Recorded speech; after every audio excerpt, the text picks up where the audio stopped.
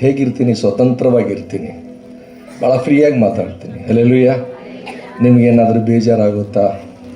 ಏನೂ ಇಲ್ಲ ತಾನೇ? ಯಾಕೆ ಅಂದರೆ ದೇವರ ಮಕ್ಕಳು ನಾವು, ಸಹೋದರ ಸಹೋದರಿಯರು ನಾವು, ಒಬ್ಬರನ್ನೊಬ್ಬರು ಪ್ರೀತಿಸಿಕೊಳ್ಳುವವರು ನಾವು.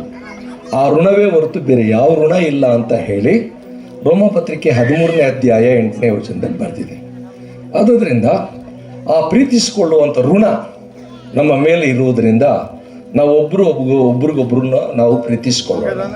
ಹಲ್ಲೆಲೂಯಾ. ಇದು ಜಸ್ಟ್ ನನ್ನ ಮೈಂಡಿಗೆ ಬಂದಿರೋದು. ಎರಡನೇದಾಗಿ, ಇವತ್ತು ನಿನ್ನೆ ದಿನ ಕೆಲವರು ಎಲ್ಲರೂ ಬಂದಿರ್ತಾರೆ, ಎಲ್ಲೋ ಒಬ್ಬರು ಇಬ್ಬರು ಅವ್ರಿಗೋಸ್ಕರವಾಗಿ ನಿಮ್ಮೆಲ್ಲರಿಗೂ ಹೊಸ ವರ್ಷದ ಶುಭಾಶಯಗಳು. ಹಲ್ಲೆಲೂಯಾ. ನಿಮ್ಮೆಲ್ಲರಿಗೂ ಹೊಸ ವರ್ಷದ ಶುಭಾಶಯಗಳು. ನಿಮಗೂ ಶುಭಾಶಯಗಳು ಅಂತ ಹೇಳ್ರಿ ನನಗೆ. Thank you. ಹೊಸ ವರ್ಷದ ಶುಭಾಶಯಗಳು. ದೇವರು ನಿಮ್ಮನ್ನು ಆಶೀರ್ವದಿಸಲಿ, ನಿಮ್ಮ ಮನೆಗಳನ್ನು ಆಶೀರ್ವದಿಸಲಿ, ನಿಮ್ಮ ಆದಾಯನ ಆಶೀರ್ವದಿಸಲಿ, ನಿಮ್ಗೆ ಯಾವ ಕಾಯಿಲೆ ಕಷ್ಟ ಬರದಂತೆ ನೋಡ್ಕೊಳ್ಳಿ. ಆ ಯೇಸು ನಿಮ್ಮ ಜೊತೆಯಲ್ಲಿದ್ದಾನೆ. ಹಲ್ಲೆಲೂಯಾ. ನಿನ್ನೆ ದಿನದ ಸಂದೇಶ ಸುಮ್ಮನೆ ಒಂದು, ನಾನು ಅದರ ಮೇಲೆ ಹೆಚ್ಚು ಪ್ರಸಂಗ ಮಾಡೋದಿಲ್ಲ. ಯಾವುದದು ಮೊದಲನೇ ವಾಕ್ಯ ನಾನು ನಿಮಗೆ ತಿಳಿಸ್ತಾ ಇದ್ದೆ. ಯೆಹೋಶುವ 3:5 ಪ್ರಕಾರ ಅಲ್ಲಿ ನಿಮ್ಮನ್ನು ನೀವು ಶುದ್ಧ ಮಾಡಿಕೊಳ್ಳ್ರಿ. ಶುದ್ಧ ಮನಸ್ಸು, ಶುದ್ಧ ಆಲೋಚನೆ, ಶುದ್ಧ ಕಣ್ಣು, ಶುದ್ಧ ಬಾಯಿ, ಶುದ್ಧ ಅವಯವಗಳನ್ನು ನೀವು ಇಟ್ಕೊಂಡ್ರೆ ನಾಳೆ ನಿಮ್ಮ ಮಧ್ಯದಲ್ಲಿ ನಾನು ಅದ್ಭುತಗಳನ್ನೇ ಮಾಡ್ತೀನಿ. ಅದ್ಭುತಗಳನ್ನು ಮಾಡುವಂಥ ದೇವರು ನಮ್ಮೊಂದಿಗಿದ್ದಾರೆ. ಒಡೆಯರಿ ಚಪ್ಪಾಳೆ. ಶುದ್ಧ ಮಾಡಿಕೊಳ್ಳ್ರಿ. ನಂಬರ್ 1, ನಿಮ್ಮ ಮನೆ ಶುದ್ಧವಾಗಿರಬೇಕು, ನಿಮ್ಮ ಮನಸ್ಸು ಶುದ್ಧವಾಗಿರಬೇಕು, ನಿಮ್ಮ ಕಾರ್ಯಕ್ರಮಗಳು ಶುದ್ಧವಾಗಿರಬೇಕು. ದೇವರು ಶುದ್ಧತೆ ಬಯಸ್ತಾರೆ. ಯಾಕೆ ಅಂದರೆ ಮೊದಲನೇ ಪೇತ್ರ 1ನೇ ಅಧ್ಯಾಯ 16ನೇ ವಚನದಲ್ಲಿ ನಾನು ಶುದ್ಧನಾಗಿರುವಂತೆ ನೀವು ಶುದ್ಧರಾಗಿರಬೇಕು. ಮತ್ತು ಇಬ್ರಿಯರ ಪತ್ರಿಕೆ 12ನೇ ಅಧ್ಯಾಯ 14ನೇ ವಚನ ಪರಿಶುದ್ಧತೆ ಇಲ್ಲದೆ ಯಾರೂ ದೇವರನ್ನು ನೋಡೋದಕ್ಕೆ ಸಾಧ್ಯವಿಲ್ಲ ಮತ್ತು ದೇವರ ಹತ್ರ ಹೋಗೋದಕ್ಕೂ ಆಗೋದಿಲ್ಲ, ದೇವರ ಆಶೀರ್ವಾದ ಪಡ್ಕೊಳ್ಳೋಕ್ಕೂ ಆಗಲ್ಲ. ಹಾಗಾದರೆ ದೇವರು ಪರಿಶುದ್ಧತೆಯನ್ನು ಪ್ರೀತಿಸ್ತಾರೆ. ನಾವು 2026ನೇ ಇಸ್ವಿಯಲ್ಲಿ ಪರಿಶುದ್ಧತೆಯನ್ನು ನಾವು ಮೇಂಟೈನ್ ಮಾಡೋಣ. ಆಗ ದೇವರು ಅದ್ಭುತಗಳನ್ನು ಮಾಡ್ತಾನೆ. ನಾವು ಅದನ್ನು ನೋಡ್ತೀವಿ. ಮತ್ತು ಆ ವಾಕ್ಯ ಇಟ್ಕೊಂಡು ಇನ್ನೊಂದು ನೋಡಿದ್ವಿ, ಏನಂದರೆ ಹಳೆಯ ದಿನಗಳನ್ನು ನೆನಪು ಮಾಡ್ಕೊಳ್ಳೋಣ. ಕರೆಕ್ಟಾ? 143ನೇ ಕೀರ್ತನೆ 5ನೇ ವಚನ. ಹಳೆಯ ದಿನಗಳನ್ನು ನೆನಪು ಮಾಡಿಕೊಂಡು ಅದರ ಎಲ್ಲವುಗಳನ್ನು ಧ್ಯಾನ ಮಾಡ್ತೇನೆ. ಅಂದರೆ ಮೆಡಿಟೇಷನ್. ನಾವು ಹೇಗಿದ್ವಿ, ನಮ್ಮ ಸ್ಥಿತಿಗತಿ ಹೆಂಗಿತ್ತು, ನಮ್ಮ ಬಡತನ ಹೆಂಗಿತ್ತು. ಇವತ್ತು ನಮ್ಮ ಮಕ್ಕಳಿಗೆ ಬಟ್ಟೆ ಇರಲಿಲ್ಲ, ನಮ್ಮ ಮನೆಯಲ್ಲೆಲ್ಲ ಸೋರ್ತಾ ಇತ್ತು. ಅಂಥ ಪರಿಸ್ಥಿತಿ ಇರುವಾಗ ದೇವರು ಹಂತವಾಗಿ ದಾವೀದನನ್ನ ಹೇಗೆ ಆಶೀರ್ವಾದ ಮಾಡಿದನೋ ನಮ್ಮನ್ನು ಆ ರೀತಿ ಆಶೀರ್ವಾದ ಮಾಡಿದ್ರು. ಒಡೆಯರಿ ಚಪ್ಪಾಳೆ. ಇವತ್ತು ನಾವು 2 ಹೊತ್ತು ಊಟ ಮಾಡ್ತಾ ಇದ್ದೀವಿ ಅಂದರೆ ಆತನ ಕರುಣೆ. ನಾವು ಒಳ್ಳೆ ಬಟ್ಟೆ ಹಾಕ್ಕೊಂಡಿದ್ದೀವಿ ಅಂದರೆ ಆತನ ಕೃಪೆ. ನಾವು ಇವತ್ತಿನ ದಿನ ಒಳ್ಳೊಳ್ಳೆ ಮನೆಗಳಲ್ಲಿ ಇದ್ದೀವಿ ಅಂತ ಅಂದರೆ ಆತನ ಕರುಣೆ. ಆದುದರಿಂದ ನಮಗೆ ಒಂದು ಮಾತಿದೆ, ನಿನ್ನೆ ಹೇಳಲಿಲ್ಲ, ಇವತ್ತು ಹೇಳ್ತೀನಿ. ಧರ್ಮೋಪದೇಶ ಕಾಂಡ 8ನೇ ಅಧ್ಯಾಯ 12ರಿಂದ 17ರವರೆಗೆ ಓದಿದ್ರೆ, ನೀವು ಒಳ್ಳೆ ಮನೆಗಳಲ್ಲಿ ವಾಸ ಮಾಡುವಾಗ, ಬೆಳ್ಳಿ ಬಂಗಾರಗಳು ಹೆಚ್ಚುವಾಗ, ನಿಮ್ಮ ಆಸ್ತಿ ಹೆಚ್ಚುವಾಗ ನನ್ನನ್ನು ಮರಿಬೇಡ್ರಿ. Don't forget me. ನನ್ನನ್ನು ನೀವು ಮರ್ತೋಗ್ಬಿಟ್ರೆ ನನಗೆ ಬಾಧೆ ಆಗುತ್ತೆ. ನಾನೇ ನಿಮಗೆ ಕೊಟ್ಟಿರೋದು. ಇದು ನಮ್ಮ ಸ್ವಂತ ಬುದ್ಧಿವಂತಿಕೆ ಕಷ್ಟ ಅಂತ ತಿಳ್ಕೊಬೇಡ್ರಿ. ನಿಮಗೆ ಬುದ್ಧಿ ಕೊಟ್ಟವನು ನಾನೇ, ಜ್ಞಾನ ಕೊಟ್ಟವನು ನಾನೇ, ಶಕ್ತಿ ಕೊಟ್ಟವನು ನಾನೇ, ನಿಮ್ಮ ಅಂಗಾಂಗಗಳನ್ನು ಸರಿಯಾಗಿ ಇಟ್ಟವನು ನಾನೇ. ಆದುದರಿಂದ ನೀವು ಗರ್ವಿಷ್ಠರಾಗಬೇಡ್ರಿ. ನಿಮ್ಗೆ ಎಷ್ಟೇ ಆಸ್ತಿ ಬಂದ್ರೂ ಕೂಡ, ಕೋಟಿ ಗಟ್ಟಲೆ ಬಂದ್ರೂ ಕೂಡ ನಾನೇ ಕೊಟ್ಟಿದ್ದೀನಿ ಅಂತ ತಿಳ್ಕೊಳ್ಳಿ. ಹಲ್ಲೆಲೂಯಾ.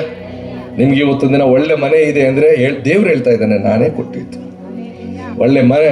ನಿಮಗೆ ಊಟ 2 ಹೊತ್ತು ಚೆನ್ನಾಗಿ ಊಟ ಮಾಡ್ತಾ ಇದ್ದೀರಿ, ನಾನು ನಿಮ್ಗೆ ಕೊಟ್ಟಿರೋದು. ಗರ್ವಿಷ್ಠರಾಗಬೇಡ್ರಿ. ಹಾಗಾದ್ರೆ ದೇವ್ರಿಗೆ ಯಾವಾಗಲೂ ಕೃತಜ್ಞತೆ, ಇದು ನಂಬರ್ 1. ಇಂದಿನ ಸ್ಥಿತಿಗಳನ್ನು ತಿಳ್ಕೊಂಡು ಇವತ್ತು ನಾವು ಕೃತಜ್ಞತೆ ಹೇಳಬೇಕು. ಆ ಕೃತಜ್ಞತೆಯ ಭಾವನೆ ನಮ್ಮಲ್ಲಿ ಇರಬೇಕು ಅಂತ ನೆನ್ನೆ ದಿನ ನಾವು ನೋಡಿದ್ವಿ. ಹೆತ್ತು ಕತ್ತೆಗಳು ಕೂಡ ಯಜಮಾನನಿಗೆ ವಿಧೇಯತೆ ತೋರಿಸುತ್ತೆ. ನಾಯಿಗೆ ಒಂದಷ್ಟು ಅನ್ನ ಹಾಕಿದ್ರೆ ಮನೆ ಬಾಗಿಲು ಕಾಯುತ್ತೆ. ನಮಗೆ ಎಲ್ಲ ಕೊಟ್ಟಂತ ದೇವರಿಗೆ ಎಷ್ಟು ಮಟ್ಟಿಗೆ ನಾವು ಕೃತಜ್ಞರಾಗಿದ್ದೀವಿ ಅಲ್ವಾ? ಮರಿಬಾರ್ದು ದೇವರನ್ನ. ಇದೆಲ್ಲದಕ್ಕೂ ಕಾರಣ ಕರೆಕ್ಟ. ನಾವು ಹಾಡು ಹೇಳ್ತೀವಿ, ನನ್ನ ಸಂತೋಷಕ್ಕೆ ಕಾರಣ ನೀನೇ ಏಸಯ್ಯ. ಅದಿ ಬರೀ ಬಾಯಿ ಮಾತಿನಲ್ಲೇ ನೀನೇ ಏಸಯ್ಯ ಅಂತ ಹೇಳ್ತೀವಿ. ಆದರೆ ನಿಜವಾಗಿಯೂ ಕೂಡ ಆತನಿಗೆ ಮನಸ್ಫೂರ್ತಿಯಾಗಿ ಹೇಳೋಣ, ನನ್ನ ಸಂತೋಷ ನೀನೇ, ನನ್ನ ಮನೆ ನಿಂದೆ, ನನ್ನ ಎಲ್ಲ ಆಸ್ತಿ ಐಶ್ವರ್ಯ ಸಂಬಳ ಎಲ್ಲ ನಿಂದೆ. ಯೇಸು ಸ್ವಾಮಿ ಒಂದು ಮಾತು ಹೇಳ್ತಾರೆ, ಯೋಹಾನನ ಸುವಾರ್ತೆ 15ನೇ ಅಧ್ಯಾಯ 2ನೇ ವಚನ, 5ನೇ ವಚನ, 5ನೇ ವಚನ.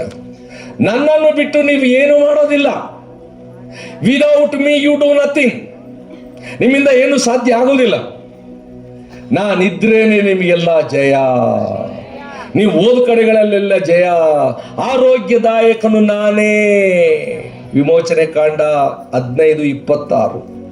ನಾನೇ ನಿಮಗೆ ಆರೋಗ್ಯ ಕೊಡುವಂತವನು, ನಿಮ್ಮ ಮನೆಗಳಲ್ಲಿ ಇರುವಂತವನು, ನಿಮ್ಮೊಂದಿಗೆ ಸದಾ ಕಾಲ ಇರ್ತೇನೆ ಅಂತ ಹೇಳಿದಂತ ಯೇಸುವಿಗೆ ನೀವು ಯಾವಾಗಲೂ ಕೃತಜ್ಞತೆ ಸಲ್ಲಿಸಿರಿ. ಮತ್ತು ನಿಮ್ಮ ಬೇಡಿಕೆ ಇರಲಿ. ಏನಂತ ಬೇಡ್ತೀರಿ ಅಂದ್ರೆ, ದೇವರೇ ನೀನು ನನ್ನ ಪ್ರಾಂತ್ಯವನ್ನು ವಿಸ್ತಾರ ಮಾಡು. Extend my territory O my lord.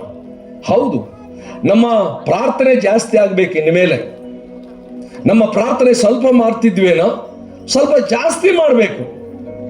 ವಾಕ್ಯ ಸ್ವಲ್ಪ 15 ನಿಮಿಷ ಓದ್ತಾ ಇದ್ವೇನೋ ಗೊತ್ತಿಲ್ಲ, ಈಗ ಇನ್ನು ಮೇಲೆ 30 ನಿಮಿಷ 1 ಗಂಟೆ ಓದಬೇಕು. ಒಂದು ವೇಳೆ ನಾವು ಕಾಣಿಕೆ ಸ್ವಲ್ಪ ಕೊಡ್ತಾ ಇದ್ವೇನೋ, ಇನ್ನು ಮೇಲೆ ಹೆಚ್ಚು ಕೊಡಬೇಕು. Extend my territory. ನನ್ನ ಸಂಪಾದನೆ ಹೆಚ್ಚಿಸು, ನನ್ನ ಮಂದಿರವನ್ನು ಹೆಚ್ಚಿಸು, ನನ್ನ ಬದುಕನ್ನು ಹೆಚ್ಚಿಸು, ನನ್ನ ಆತ್ಮೀಕತೆಯನ್ನು ಹೆಚ್ಚಿಸು. ಕಡಿಮೆ ಆಗಬಾರ್ದು. ನನ್ನ ಕಡಿಮೆ ಬೇಡ ಸ್ವಾಮಿ, ಹೆಚ್ಚಾಗಿ ಕೊಡು. ಹೆಚ್ಚಾಗಿ ನಿನ್ನ ಆಶೀರ್ವಾದ, ಹೆಚ್ಚಾಗಿ ನಾನು ಕೊಡ್ತೇನೆ ಅಂತ ತೀರ್ಮಾನ ಮಾಡಿ ಇನ್ಮೇಲೆ. ಯಾಕೆಂದ್ರೆ ನಿಮ್ಮ ಚರ್ಚ್ ಕಟ್ಟೋದ್ರಲ್ಲಿ ಪ್ರಾರಂಭ ಮಾಡ್ತಾ ಇದ್ದೀರಿ ನೀವು. ಹಾಗಾದ್ರೆ ಇನ್ಮೇಲೆ ಒಂದೊಂದು ಡೆವಲಪ್ಮೆಂಟ್ ಸ್ಟಾರ್ಟ್ ಆಗುತ್ತೆ. ಹಾಗಾದ್ರೆ ನಾನು ಕೊಡ್ತೇನೆ, ಕೊಡೋದಕ್ಕೆ ನನಗೆ ಮನಸ್ಸು ಮಾಡು. ಇನ್ನೊಂದು ಸಲ ಯಾವತ್ತಾದ್ರೂ ಕೊಡೋ ವಿಷಯದಲ್ಲಿ ಮಾತನಾಡ್ತೀನಿ. ಸುಮಾರು 1.5 ಗಂಟೆ 2 ಗಂಟೆ ಅದು ಸಬ್ಜೆಕ್ಟ್ ಇರುತ್ತೆ. ಬರೀ ಕೊಡೋದೇ, ಹೇಗೆ ಕೊಡೋದು, ಹೇಗೆ ಕೊಡೋದು, ಯಾವಾಗ ಕೊಡೋದು, ಯಾವ ರೀತಿ ಕೊಡೋದು, ಎಲ್ಲ ಪ್ರಶ್ನೆಗಳಿಗೆ ಉತ್ತರ ಅಲ್ಲಿರುತ್ತೆ. ಹಾಗಾದ್ರೆ ಇವತ್ತು ಅಷ್ಟು ತೀರ್ಮಾನ ಮಾಡಿ ನೀವು, ನನ್ನ ಪ್ರಾಂತ್ಯವನ್ನು ವಿಸ್ತಾರ ಮಾಡು. ನಾನು ಹೆಚ್ಚು ಆಶೀರ್ವದಿಸಲ್ಪಡಬೇಕು, ಹೆಚ್ಚು ಕೊಡಬೇಕು. ಹೆಚ್ಚಾಗಿ ಕೊಡುವವನ ಮೇಲೆ ದೇವರ ಪ್ರೀತಿ ಇರುತ್ತೆ. ಎಷ್ಟು ಕೊಡ್ತೀಯೋ ಅಷ್ಟು ದೇವರು ನಿನ್ನನ್ನು ಕೊಡ್ತಾನೆ. ನಿನ್ನ ಮನೆ ತುಂಬಿಸ್ತಾರೆ. ಸ್ವಲ್ಪ ಎಣ್ಣೆ ಇತ್ತು ಆ ಯಮ್ಮನ ಹತ್ರ, ಒಂದು ಬಡವೆ ವಿಧವೆ ಹತ್ರ. ಅಷ್ಟೇ ಸಾಕಾಗಿತ್ತು, ಅವ್ರ ಮನೆ ಪಾತ್ರೆಗಳೆಲ್ಲ ತುಂಬಿತು ಎಣ್ಣೆ. ಹಾಗೆ ನಿಮ್ಮನ್ನು ತುಂಬಿಸ್ತಾರೆ. ಹಲ್ಲೆಲೂಯಾ. ನಿಮ್ಮ ಮನೆಗಳನ್ನು ತುಂಬಿಸ್ತಾರೆ. ಹೊಡೀರಿ ಚಪ್ಪಾಳೆ. ದೇವರಾತ್ಮನ ಮಾತಾಡ್ತಾ ಇರೋದು, ನಾನೆಲ್ಲ ಮಾತಾಡ್ತಾ ಇರೋದು. ನಿಮ್ಮ ಮನೆಗಳನ್ನು ತುಂಬಿಸ್ತೇನೆ, ನಿಮ್ಮ ಮಕ್ಕಳನ್ನ ಕಾಪಾಡ್ತೇನೆ, ನಿಮ್ಮ ಮನೆಗಳಲ್ಲಿ ನಾನು ಇರ್ತೇನೆ. ದೇವರು ವಾಗ್ದಾನ ಮಾಡಿದ್ದಾನೆ. ಹಗ್ಗಾಯನ ಪುಸ್ತಕ 2ನೇ ಅಧ್ಯಾಯ 19ನೇ ವಚನ ಕೊನೆ ಭಾಗದಲ್ಲಿ ಓದ್ರಿ. ಹಗ್ಗಾಯನ ಪುಸ್ತಕ 2ನೇ ಅಧ್ಯಾಯ 19ನೇ ವಚನ ಕೊನೆ ಭಾಗದಲ್ಲಿ, ಈ ದಿವಸ ಮೊದಲುಗೊಂಡು, from this day onwards. Okay, ಓದಿ ಮಕ್ಕಳೇ. 2:19 ಕೊನೆ ಭಾಗ. ದ್ರಾಕ್ಷಿ, ಅಂಜೂರ, ದಾಳಿಂಬರ, ಒಲಿವ ಈ ಗಿಡಗಳು ಫಲಿಸಲಿಲ್ಲವಲ್ಲ. ಈ ದಿವಸ ಮೊದಲುಗೊಂಡು ನಿಮ್ಮನ್ನು ಆಶೀರ್ವಾದ ಮಾಡ್ತೇನೆ. ಚಪ್ಪಾಳೆ. ನಾನು ಹೇಳಿ ಒಡಿಸ್ಕೊಳ್ಳೋ ಪರಿಸ್ಥಿತಿ ಬಂತು ನನಗೆ. ನೀವು ಹೊಡಿಯಲ್ಲ. ಯಾಕೆ ಅಂದರೆ ನಿದ್ದೆ ಇನ್ನೂ ಇಳಿದಿಲ್ಲ. ಈ ದಿವಸ ಮೊದಲುಗೊಂಡು ನಾನು ನಿನ್ನನ್ನು ಆಶೀರ್ವಾದ ಮಾಡ್ತೇನೆ. ನೀನು ನನಗೆ ಸರಿಯಾಗಿ ನಡ್ಕೊ, ನೀನು ನನಗೆ ಶುದ್ಧತೆಯನ್ನು ತೋರಿಸು, ನಿನಗೆ ಆಶೀರ್ವಾದ ಮಾಡ್ತೇನೆ. ಮತ್ತಿನ್ನೊಂದು ಅದು ಯಾಬೇಜನ ಪ್ರಾರ್ಥನೆ, ಮೋಶೆ ಪ್ರಾರ್ಥನೆ. ದೇವರೇ, ನೀನು ನನ್ನ ಜೊತೆಯಲ್ಲಿ ನಮ್ಮ ಜೊತೆಯಲ್ಲಿ ಬರಲಿಲ್ಲ ಅಂದರೆ ನಾವು ಮುಂದೆ ಹೋಗೋದೇ ಇಲ್ಲ. 2026 ವಿಮೋಚನೆ ಕಾಂಡ 33:15. ನೀವು ನಮ್ಮ ಮುಂದೆ ನೀವಿರಬೇಕು, ನಿಮ್ಮ ಹಿಂದೆ ನಾವಿರ್ತೇವೆ. ಈಗ ನಮ್ದೇನಾಗಿದೆ ಗೊತ್ತಾ? ನಾವು ಮುಂದೆ, ಯೇಸು ಸ್ವಾಮಿ ಹಿಂದೆ. ಇದು ಸರಿ ಇಲ್ಲ. ಇನ್ನು ಮೇಲೆ ನಾವೇನ್ ಮಾಡಬೇಕು? ನೀವು ನಮ್ಮ ಮುಂದೆ ನೀವಿರ್ಬೇಕು, ಇಲ್ಲ ಅಂದ್ರೆ ನಾವು ಹೋಗೋದಿಲ್ಲ, ನಾವು ಸೋತೋಗ್ಬಿಡ್ತೀವಿ. ಒಂದು ಸಲ ಒಬ್ಬ LKG ಹುಡುಗ ಸ್ಕೂಲ್ಗೆ ಹೋಗ್ತಾ ಇದ್ನ, ಸೇರಿಸಿದ್ರಂತೆ ಅವ್ರ ಅಪ್ಪ ಅಮ್ಮ. ಆಗ ಅವನು ಪ್ರತಿದಿನ ಮನೆಗೆ ಬರುವಾಗ ಅಳ್ತಾ ಬರ್ತಾ ಇದ್ನಂತೆ. ಆಮೇಲೆ ಅವ್ರ ಅಮ್ಮನ ಹತ್ರ ಹೇಳ್ತಾ ಇದ್ನಂತೆ, ಮಮ್ಮಿ ನಾಳೆ ಹೋಗಲ್ಲ ಸ್ಕೂಲ್ಗೆ ಅಂತ. ಯಾಕ? ಇಷ್ಟೆಲ್ಲ ಫೀಸ್ ಕಟ್ಟಿ ಡೊನೇಷನ್ ಕಟ್ಟಿ ಸೇರಿಸಿದೀವಲ್ಲ ನಾವು ಓದ್ಲಿ ಅಂತ. ಇಲ್ಲ ಮಮ್ಮಿ, ನಾನು ಹೋಗಲ್ಲ, ಅಲ್ಲಿ ಹುಡುಗರು ಹೊಡಿತಾರೆ ನನ್ನನ್ನು, ದೊಡ್ಡ ಹುಡುಗರು ಇದ್ದಾರೆ, ಗಿಂಟ್ತಾರೆ ನನಗೆ, ಇದೆಲ್ಲ ಗಾಯ ಮಾಡ್ತಾರೆ, ಹೋಗಲ್ಲ. ಆಗ ಅಮ್ಮ ಅವ್ರ ಯಜಮಾನ್ರಿಗೆ ಹೇಳಿದ್ರಂತೆ, ನೋಡ್ರಿ ಮಗ ಹೋಗಲ್ಲ ಅಂತ ಇದ್ದಾನೆ, ಏನ್ರಿ ಮಾಡೋದು? ಆಮೇಲೆ ಅವ್ರು ಹೇಳಿದ್ರಂತೆ, ಅವ್ರ ತಂದೆ, ಹುಡುಗನ ತಂದೆ, ನಾಳೆ ನಾನು ನಿನ್ನ ಜೊತೆಲಿ ಬರ್ತೇನೆ. ಹಲ್ಲೆಲೂಯಾ. ನಾಳೆ ನಾನು ನಿನ್ನ ಜೊತೆಲಿ ಬರ್ತೇನೆ. ಆಗ ಹುಡುಗನಿಗೆ, ನಮ್ಮಪ್ಪ ಬರ್ತಾ ಇದ್ದಾರೆ, ನಮ್ಮ ಜೊತೆಯಲ್ಲಿ ನಮ್ಮಪ್ಪ ಬರ್ತಾ ಇದ್ದಾರೆ, ನನಗೆ ಭಯನೇ ಇಲ್ಲ. ಹೋಗ್ತಾ ಇದ್ದಾನಂತೆ. ಪ್ರತಿದಿನ ಎದುರ್ಕೊಂಡು ಹೋಗೋನಂತೆ ಸ್ಕೂಲ್ ಒಳಗಡೆಗೆ. ಇವತ್ತು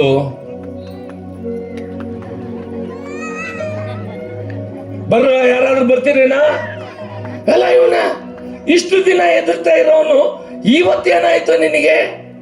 ನಮ್ಮನ್ನೇ ಗುರಾಯಿಸಿ ನೋಡ್ಕೊಳ್ತಾ ಇದೆಯಲ್ಲ. ಎಸ್, ಯಾಕೆ ಗೊತ್ತಾ?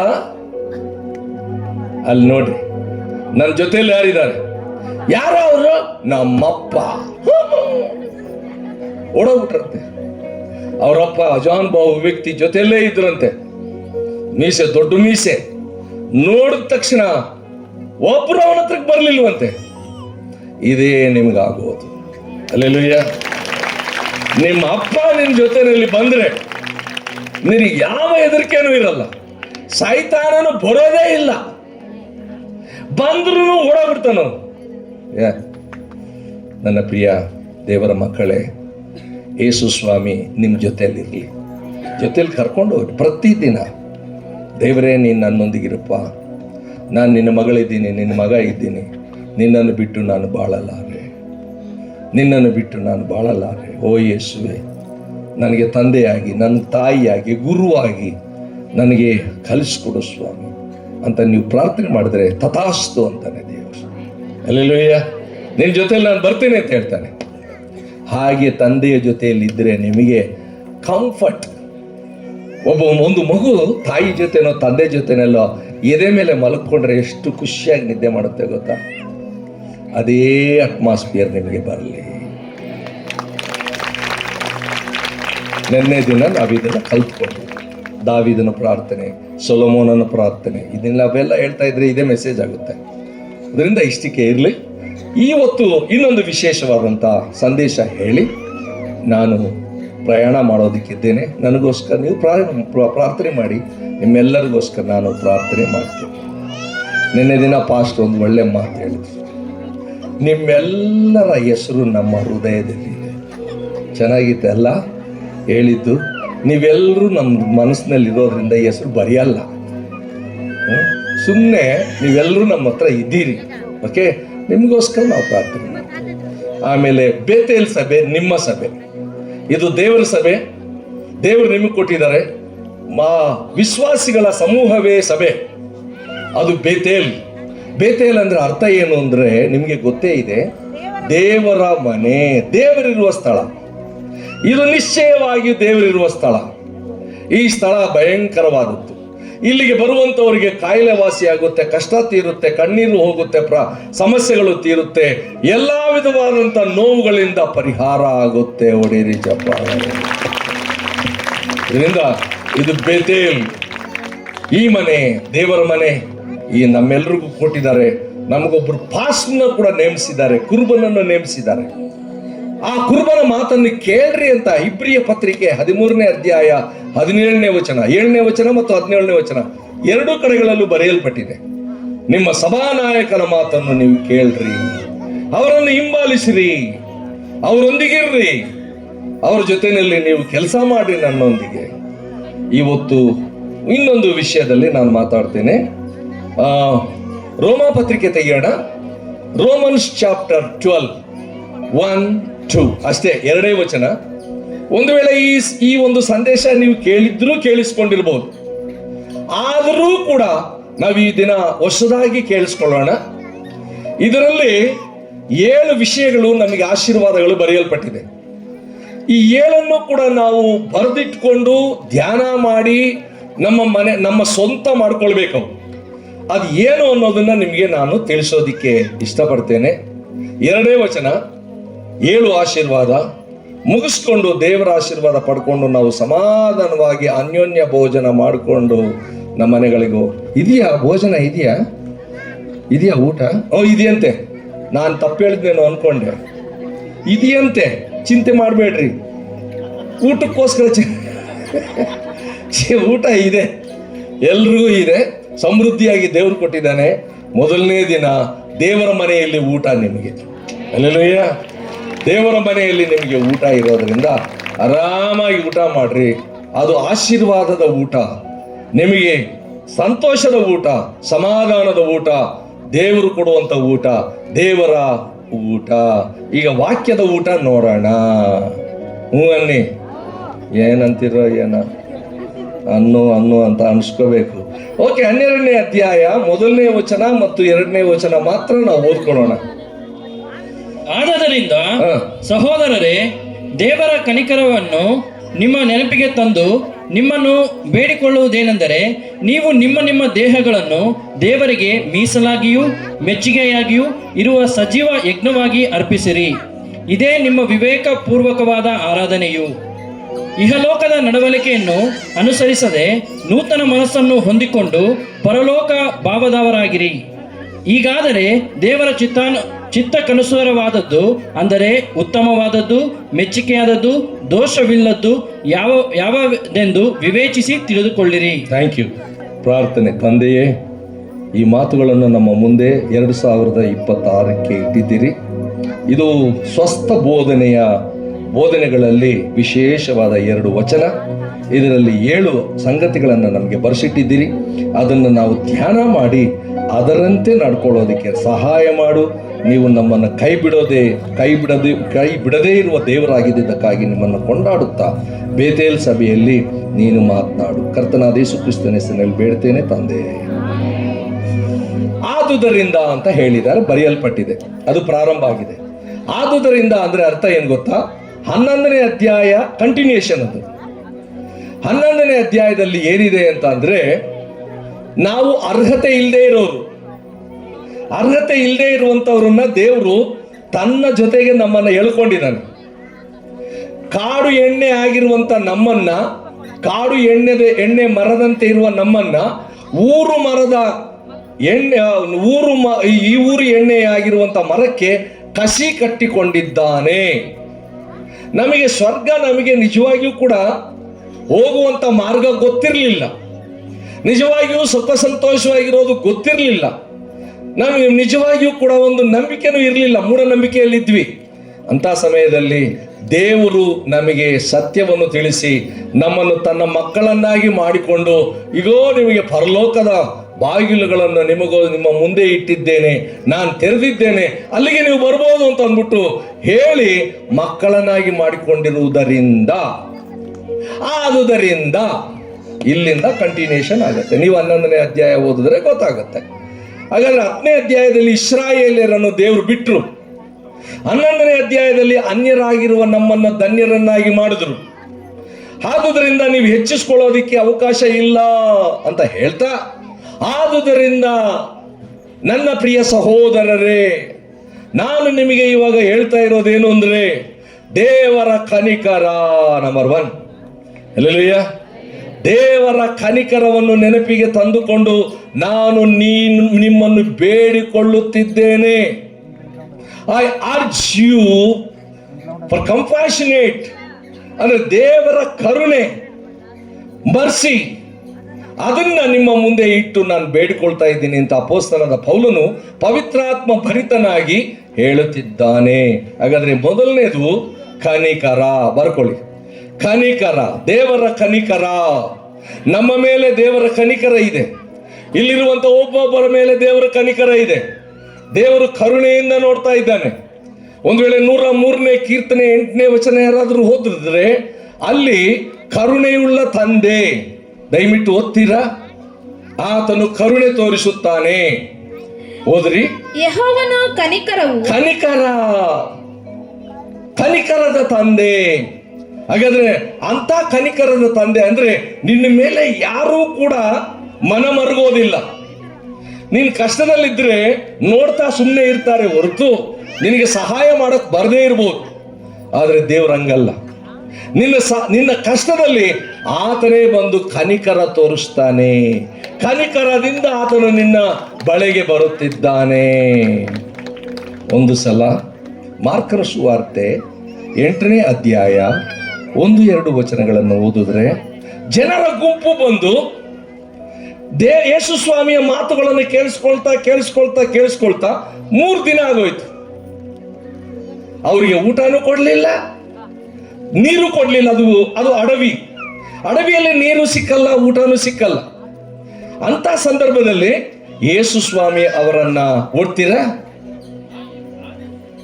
ದಿವಸಗಳಲ್ಲಿ ಜನರು ತಿರುಗಿ ಗುಂಪು ಕೂಡಿ ಬಂದಾಗ ಅವರಿಗೆ ಊಟಕ್ಕೆ ಏನೂ ಇಲ್ಲದೆ ಇರಲು ಯೇಸು ತನ್ನ ಶಿಷ್ಯರನ್ನು ಹತ್ತಿರಕ್ಕೆ ಕರೆದು ಈ ಜನರನ್ನು ನೋಡಿ ಕನಿಕರ ಪಡುತ್ತಾನೆ. ಕನಿಕರ ಪಡ್ತಾ ಇದ್ದಾನೆ. ಕನಿಕರ ಪಡುತ್ತೇನೆ. ಇವರು ನನ್ನ ಬಳಿಗೆ ಬಂದು 3 ದಿನವಾಯಿತು. 3 ದಿನ ಆಯಿತು. ಇವರಿಗೆ ಊಟಕ್ಕೆ ಏನೂ ಇಲ್ಲ, ನೀವು ಕೊಡ್ರಿ ಅಂತ ಹೇಳ್ತಾ ಇದ್ದಾನೆ. ಹಾಗಾದ್ರೆ ನೀವು ಚರ್ಚಿಗೆ ಬರುವ ಪ್ರತಿಯೊಬ್ಬರ ವಿಷಯದಲ್ಲಿ ದೇವರ ಕನಿಕರ ಇದೆ. ಹೊಡೀರಿ ಚಪ್ಪಾಳೆ.